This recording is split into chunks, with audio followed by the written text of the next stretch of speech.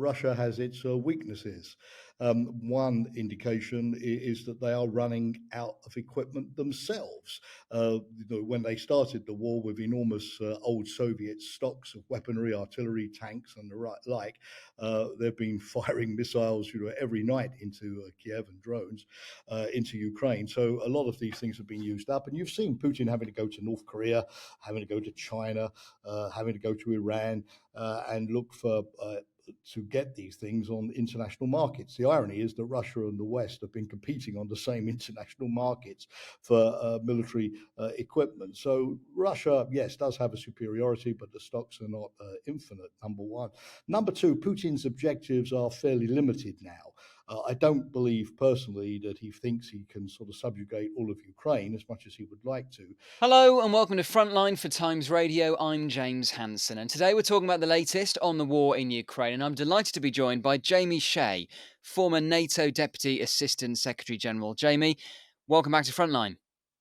Thanks, James. Good to be back. First of all, I wonder if you can just give us your overall assessment on where we are at the moment in terms of the war in Ukraine. Well, it's obviously not looking great for the Ukrainians at the moment, quite frankly, James. Obviously, they had the failure of their offensive last year. This year, the Russians have taken advantage of that 6-month hiatus when the US Congress didn't pass the $61 billion supplemental, which the Ukrainians badly needed, of course, to buy ammunition, to buy artillery. And so the Russians have been pushing. This thus far, not decisively. They haven't managed to capture Kharkiv in the north, although they've shelled the city and destroyed a lot of buildings and, of course, killed a lot of people. Down in the Donbass, the part of Ukraine that they occupied after 2014, they have had more success pushing forward. Some of the Ukrainian defensive lines have been badly prepared and have collapsed. The Russians have captured a number of villages. But, James, I suppose the solace from a Ukrainian point of view is that if you look at the massive Russian advantage on paper, manpower, mobilization potential, missile production, tank production, everything the Russians can throw in vis-a-vis what the Ukrainians have. So far, the Russians have not been able to translate that massive advantage on paper into decisive strategic advantage on the ground. They're advancing, but you couldn't write off the Ukrainians yet of having lost the war. But two things are key for the Ukrainians going forward. Number one, of course, is that the supply of weapons, having dried up for 6 months, has now got to flow more consistently, or they really will lose, particularly artillery shells, because we know that it's artillery shells that kill 80% of all of the soldiers on both sides who are dying in this war. So the more artillery shells you have, the more you can protect your troops and, of course, inflict damage on the other side. And the second thing, briefly, is that Ukrainians have a manpower shortage. They've just introduced a new conscription law, and they need to raise a new army. The First Army is tired, and many of the soldiers have been killed or wounded. And that, of course, is going to be a challenge because the second generation is less keen on fighting and needs a lot more training than the first generation. Do you think Russia has failed to press home its advantage? I mean, clearly things have been difficult for the Ukrainians this year, but if you look at the Russian casualty rate, if you look at the fact that, yes, they've launched this offensive, Russia, but it maybe hasn't made the progress some people expected earlier in the year, do you think maybe we are in danger of almost overstating Russia's strength? Well, it is considerable, but of course, Russia has its weaknesses. One indication is that they are running out of equipment themselves. When they started the war with enormous old Soviet stocks of weaponry, artillery, tanks, and the like, they've been firing missiles, every night into Kiev and drones into Ukraine. So a lot of these things have been used up, and you've seen Putin having to go to North Korea, having to go to China, having to go to Iran, and look for to get these things on international markets. The irony is that Russia and the West have been competing on the same international markets for military equipment. So Russia, yes, does have a superiority, but the stocks are not infinite, number one. Number two, Putin's objectives are fairly limited now. I don't believe personally that he thinks he can sort of subjugate all of Ukraine as much as he would like to, but he does seem to be able to achieve his aim if he keeps going of basically liberating, that's the Russian parlance, these four provinces which he has already annexed to Russia, but where he still only occupies about 50% of the terrain. And to the extent that he's not facing any domestic opposition, no big anti-war demonstrations on the streets of Moscow, and he's still willing to sacrifice a large number of Russian lives, then probably, yes, he still thinks that he can sort of capture that remaining territory, declare victory, and basically then impose a stalemate on the Ukrainians like we had before after 2014, a kind of low intensity conflict or a frozen conflict, and try to get the West to push Ukraine to the negotiating table. I think he's looking for a Trump presidency, hopefully in that regard, and get Ukraine to cede this territory. And that would be the end of this particular phase of the war, James, although I wouldn't hazard a guess that Putin wouldn't give it another go in 5 or 10 years' time once he's reconstituted his military forces. It was interesting. The outgoing Secretary General of NATO, Jens Stoltenberg, has said that Europe needs to be prepared for potentially a decade-long war in Ukraine. Do you agree with that? Well, yes, I do, because I don't see either side at the moment of being able to achieve their maximalist aim. Russia, of course, of being able to completely subjugate Ukraine, stop it joining NATO or the EU, get into Kiev, replace the government, depose Zelensky, and all of that. As I said, I think the Russians seem to be trying to more or less seize the remaining Russian-speaking territories in the Donbass, perhaps a city like Kharkiv, and then probably freeze the conflict on their terms. The Russians are perfectly happy, by the way, to live with frozen conflicts that go on forever. Look at places like Moldova, for instance, or Georgia, and not, necessarily have any kind of lasting settlement. It means that they continue to control the game, and all sides have to speak to them to make any kind of progress. The Russians are quite happy to live with problems. We in the West don't like this kind of thing, and we prefer things to be neat and tidy. On the other hand, yes, James, the Ukrainians also don't at the moment seem to be able to liberate all of their territory and go back to the situation before Crimea was annexed in March of 2014. So what we are likely to have at a certain stage is the conflict sort of winding down with a new sort of front lines, new trenches being built, new fortifications.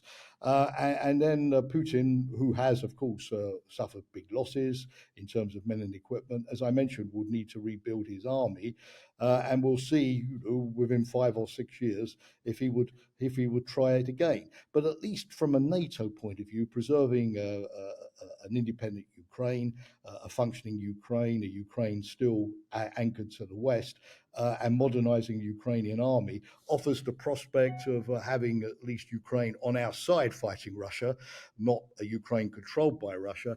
And therefore, in terms of taking some of the pressure off NATO's eastern member states, who obviously would fear a Russian attack if Ukraine is lost completely, that would improve NATO's strategic position quite significantly.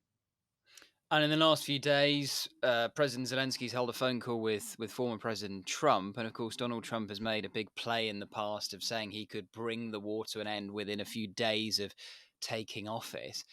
A lot of people are skeptical about that, but certainly there is a sense that he would try and push for some kind of peace negotiations. Do you see Zelensky going along with that at all? Or do you think he would just refuse to take part because the implication being that Ukraine would have to give up its sovereign territory?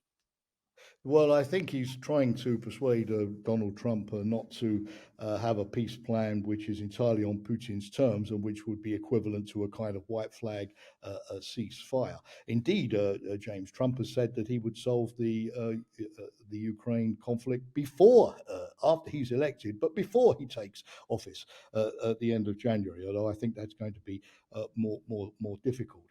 Trump has actually said that he rejects Putin's peace plan, which at least I think from Zelensky's point of view is an encouraging signal. And the United States over the last couple of months has been working with Switzerland and many other countries around the world, not just Western NATO countries, to have a multilateral peace process underway. You may recall that there was a big summit Biden wasn't there. Kamala Harris was there representing the United States, but in Bergenstock in Switzerland, where they set out the parameters of a future peace deal. And I think what Zelensky will be trying to do with the phone call is not only trying to divine, what is in Trump's sort of secret peace plan. These Republican advisors say there is a plan, although we don't have the details yet. Only an indication that the Americans would say to Ukraine, if you want more American weapons, you have to negotiate with the Russians. We don't have more details than that, but I think he would be appealing to Trump, to stick with the Biden strategy of this multilateral approach, isolating Russia, getting a large number of countries to sign up to certain principles, and carry that process forward. But Trump contradicts himself. He changes his mind. He's done this on Ukraine. He's done this on NATO, on many other issues. It all depends which advisors he's actually listening to. But I think Zelensky, like many other leaders, is now factoring in the strong possibility of a Trump victory, and therefore not waiting for November to come round in the election, but to try to get into Trump's entourage and approach Trump himself and try to sort of exert some kind of influence on him, knowing that again he does change his mind. And were Trump to come in and say, and I appreciate it's a big if, as you described, Jamie, but were he to say, look, no more military aid for Ukraine from the US, would Ukraine's allies in Europe have the political will to plug that shortfall? Because it would be a huge shortfall. And yes, Europe is contributing a lot at the moment, but it would need to be a lot more in order to keep Ukraine on a stable war footing. Yeah, that's the famous $64,000 question, of course. Well, over the past weekend, there was this security conference out in Colorado in the United States, James, called the Aspen Security Forum. It takes place every year. And Tony Blinken, the US Secretary of State, was out there, and he addressed this issue. And he said, look, 23 countries so far, including the United States, but 23 countries, and of course the UK as well, which was one of the very first, have signed these bilateral security agreements with Ukraine, promising for a long period, 10 years, even longer, to assist Ukraine, to devote an annual budget to it, to help train the forces. And together, these total about 35 billion euros. And not all of that is from the United States. In fact, the American one is stronger on political consultations than it is on money. So a lot of this money is coming from the Europeans and the Asia Pacific partners of Ukraine. And so Blinken's line was that, if unfortunately the US had to sort of drop out and cancel its one, there are still 22 other such agreements. But I think, frankly, with all of the admiration I have for Tony Blinken, it's a bit disingenuous because, yes, clearly the American contribution is absolutely key. It's finance. The Council on Foreign Relations in New York calculates that it's totaled about $107 billion thus far, but less, believe it or not, than the EU, UK, European countries put together, particularly if you factor in budgetary aid, financial aid, and not just weapons. But it's still considerable. And it's not just that, it's the fact that, if you look at what NATO is doing at the moment to ramp up its own role as the coordinator to train Ukraine forces, to supply weapons to Ukraine, it's being run out of a US base at Wiesbaden in Germany. A lot of the people involved will be American planners, that they will use the US EUCOM, US Army in Europe, logistics train, which they've been doing for many years. A lot of the training, the planning. The Ukrainians fire tanks on American ranges in Europe. So if you look at all of the infrastructure America supplies to this effort, it is considerable, and I think the Europeans would be hard pressed to replace that. If you look on paper, yes, if you look at the totality of the defense budgets, what the EU countries plus the UK are spending, they're spending more. Many of them are meeting the 2% NATO benchmark. They're all rearming.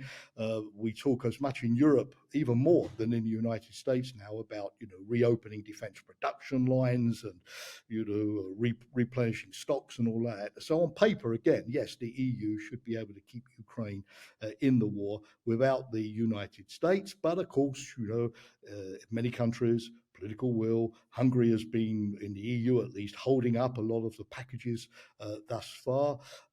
And one big problem is that if this sort of withdrawal of the Trump administration from support from Ukraine is also interpreted as a withdrawal of Trump's support from NATO, then a lot of Europeans will think, well, wait a minute, if I've got to sort of spend money on new tanks and aircraft and I fear an American withdrawal, I should be spending those tanks and aircraft on my own defense to be able to sort of survive without the Americans rather than give them to Ukraine. I mean, what really helps Ukraine at the moment is a country like the UK, who can give a lot of Challenger 2 tanks off to Ukraine, a lot of artillery and other things, Storm Shadow cruise missiles, knowing very well that it's all part of NATO. The Americans are there.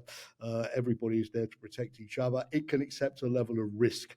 But if Trump's move is seen to be as much against NATO as against Ukraine, I think that calculus would change quite significantly. And of course, very much to the Ukrainian disadvantage.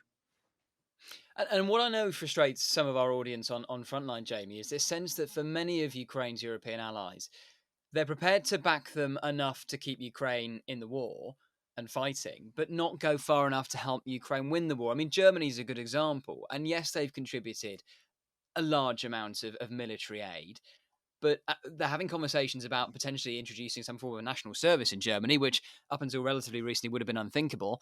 And yet they're still refusing to send Taurus missiles. And there seems to be a kind of a disconnect there. Can you speak to that at all?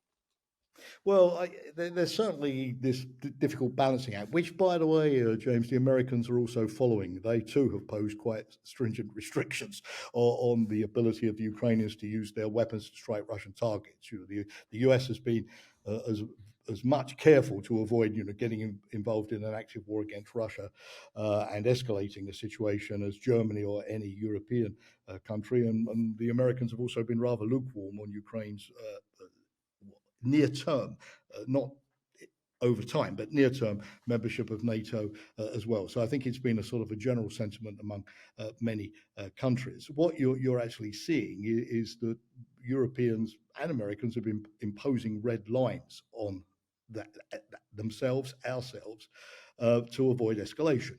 You remember at the beginning it was just helmets. No lethal weapons. Then it was no tanks. The UK was the first to supply tanks. Then it was no long-range artillery. Then it was never to F-16s. And one by one, our own self-imposed red lines have been crossed. When we see that ultimately, Putin is not going to launch a war against the West because of this, and there is more scope for risk than we believed at the beginning. The problem with all of this is no risk, no gain.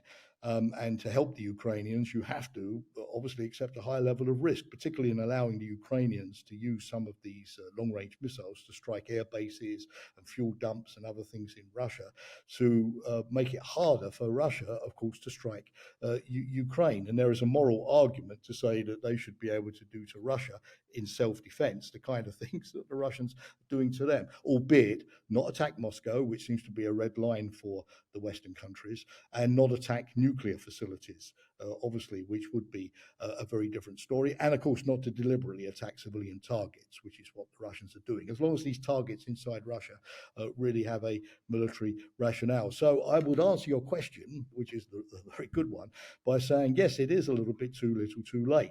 Had we sort of crossed these red lines, which we imposed on ourselves earlier, the Ukrainians would have the F-16s by now. Even today, they still haven't had the first F-16 showing up. They would, of course, had these long-range systems as well. They would have had more armor. They started their spring offensive last year on the expectation that they would have had a lot more armor than in fact arrived. It was too small, so they couldn't be successful as well. So there is now going to be a calculus, yes, as to what it takes for the Ukrainians to win. But as I've said, the problem we have at the moment is that if there is a perception that the conflict is sort of grinding down to a stalemate, then again the calculus does become give Ukraine what it needs to sustain an inevitable stalemate, and not spend vast sums of money on trying to give them an offensive capability, which they would not really successfully be able to use, given that the Russians would also be dug in. So to some degree, it depends on how wide the window remains open over the next few months, where you really do believe that by taking a lot more risk and making a much greater effort, the Ukrainians really are going to win. If the perception is that it's going to be a stalemate, then basically we'll be looking at anti-tank weapons and javelins and things like that, things for defensive lines, not things to carry out a new Ukrainian offensive. One of the big headlines that came out of the NATO summit the other week in Washington was that Ukraine is on an irreversible path to NATO membership. Irreversible is a very interesting choice of word because it can mean almost anything in terms of time frame. When do you think, Jamie, Ukraine will be a member of NATO? Well, certainly not while the war is going on, James. I think the Allies are pretty clear about that. The thing about NATO is that it wants to be able to bring Ukraine in peacetime circumstances when it can establish a system of deterrence, which will make it unlikely that Russia will attack Ukraine and the Allies will be involved in war. The problem is that if you bring Ukraine in today with Russia occupying 20% of its territory in an alive war, you've lost the deterrence part. You can't do that anymore because Russia has attacked, the deterrence has failed, and you go directly to defense and war fighting. And that's not very appetizing for the NATO member states, to lose all of the possibility of deterrence and go straight to war. So for the time being, I think even if NATO has not said this publicly, but the prevailing consensus view is that the war has to be over. We then have to sort of rethink defense, rethink deterrence in Ukraine, establish a new system, which makes it clear that the Article 5 collective defense guarantee can work. There is a proper military strategy to defend Ukraine. We have the resources to do it, and deterrence is going to work. So how long is a piece of string? When is the war going to be over? And you're right, because end of war is ambiguous. If it's a frozen conflict, as we were talking about a moment ago, with no peace agreement, with shells being fired every day, a Ukrainian soldier dies every day, or 2 Russian soldiers die every day, is that sufficiently peaceful for NATO to go ahead with admitting Ukraine, or does NATO say no, we really need a proper peace agreement, even if it's not a particularly nice one, but we need a proper peace agreement with Putin's signature on it, so we have some kind of stability for the future. The second issue is what kind of Ukraine emerges at the end. If it's a Ukraine which is still a functioning state, a democracy, fighting corruption, reforming the judiciary, moving towards EU membership, with enough access to the Black Sea to export its grain, to keep its economy moving, if it looks like a country on 2 legs, as it were, which has not been completely destroyed, with all of its infrastructure and so on through Russian strikes, it becomes, of course, a lot more of an attractive member for NATO. If it emerges from the war almost as a destroyed, failed state, then, of course, it's more difficult. So NATO has an interest, of course, if it really wants to admit Ukraine, in having as much of a sort of Western democratic Ukraine as possible. But you're right, every time NATO has a summit, it has a dilemma. If it says, we're not yet ready to admit Ukraine, we don't agree yet, and Ukraine still has to meet conditions like fighting corruption, what can we offer more? We don't want to just repeat what we said last year. We've got to show the thing is moving forward. And at the Vilnius summit last year, NATO was able to sort of offer Ukraine a new NATO-Ukraine Council, or to say that it didn't have to go through the rigmarole of the membership action plan to be a member. That was done. Can't do those twice. So this year it had to come up with something, and I think irreversible path to membership was the signal that NATO wished to send. But one final word on this, what NATO does say is all of these new sort of things, that the centre in Wiesbaden, a new NATO training centre in Poland for the conscripts entering the Ukrainian army, all of these bilateral security guarantees, the new NATO commitment to spend 40 billion euros next year on Ukraine, is not just building the Ukrainian army of tomorrow, but is building also the new Western, totally non-Soviet, interoperable Ukrainian army of the future. So that in fact membership is going ahead. It's no longer just a kind of one marriage ceremony. It's sort of living together and being married de facto well before the ceremony, by integrating Ukraine willy-nilly, bit by bit, into all of the NATO structures. So it's a kind of, de facto integration and membership, where the actual Article 5 guarantee, which is normally the beginning of the process, in fact, comes at the very end. And that kind of line, I think, is to give the Ukrainians some kind of patience and encouragement for an official process that could still take a few years. Yeah, that's a really interesting way of framing it, in the sense that almost it's feeling many of the benefits of NATO membership without officially having NATO membership, and obviously not the Article 5 guarantee, as you say, but still many of the benefits. Just finally, Jamie, we mentioned earlier on the outgoing Secretary General Jens Stoltenberg, who's been in post for 10 years. Of course, he's going to be succeeded this autumn by Mark Rutte, the former Prime Minister of the Netherlands. Hell of a job he's got. As a former NATO man yourself, any advice for Mark Rutte? Well, yeah, I mean, if this would be, very tendentious on my part, but my sense is, of course, to continue in many respects the Stoltenberg legacy, because I think Rutte has been chosen not because he offers a completely new direction. NATO doesn't want to go in a completely new direction. It's been very happy with Stoltenberg and extended him 3 times, but because NATO at this current difficult time wants continuity. And I was a big supporter of Ukraine, somebody who can handle the Americans, like Stoltenberg could handle Trump. So Rutte has also got a lot of experience in the EU, in the past, in NATO, in handling Trump. Somebody also who is good at going to Ankara, dealing with President Erdogan, not always easy, or Hungary with Viktor Orban, keeping the family together at a time of more political flux and instability. I mean, Rutte handled 4 coalitions in the Netherlands, and there are the two toughest jobs in politics are to form a Dutch coalition and to keep a Dutch coalition. Rutte has done it 4 times. So I think everybody feels that, like Stoltenberg, he will have that sort of deft touch when it comes to dealing with difficult allies, keeping the show on the road and keeping the family together. And he will be a good communicator when it comes to Ukraine and defense budgets. The fact that the Netherlands, shortly before he was appointed, finally managed to get to the 2% target under his watch, of spending of GDP on defence. I think it did a lot for his credibility, that he could also deliver the money as well as the messages. Advice for him, apart from continue the good Stoltenberg legacy, I would just say 2 things, James. I mean, number one, I think he needs to do more to bring the EU and NATO closer together. I think this is a UK interest as well. I mean, what we've seen with the Ukraine war is that the EU has been doing a lot in defense, which was not self-evident a few years ago. They're spending money on Ukrainian weapons. They've trained 40,000 Ukrainian soldiers. They're bulk buying 1 million 155 millimeter shells. They've set up all of these consortia, to repair tanks, to train F-16 pilots, to procure more mines, Patriot aircraft systems.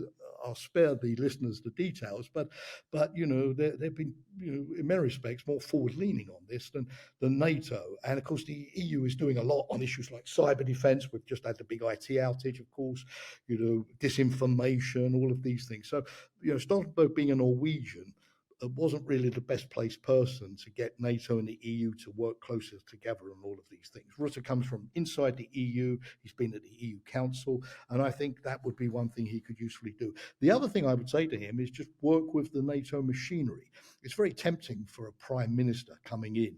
And I had one experience of this with a former NATO Secretary General. For discretion, I will not name him, but who said, well, I'm a former prime minister. I don't need to deal with ambassadors. I'll just go over their heads and phone up their bosses. And no, at the end of the day, it's great to have a prime minister with authority, experience, a good address book, but you have to deal with the day-to-day NATO machinery to crank things out. And realize that ambassadors also have their merit and their worth, particularly as they're the people who are there 24/7 working on all of these things. So quickly, bed down into the NATO machinery rather than make this a sort of a painful process of mutual approximation. NATO doesn't have time for that. Jamie, Shea, we always appreciate your time. Thank you so much for joining us today on Frontline. Thanks again for the opportunity, James. Thank you for watching this episode of Frontline for Times Radio. For more on the war in Ukraine, subscribe to the Times Radio YouTube channel, listen to Times Radio on your digital radio, or you can read the Times online with your digital subscription or in print. Thank you and goodbye.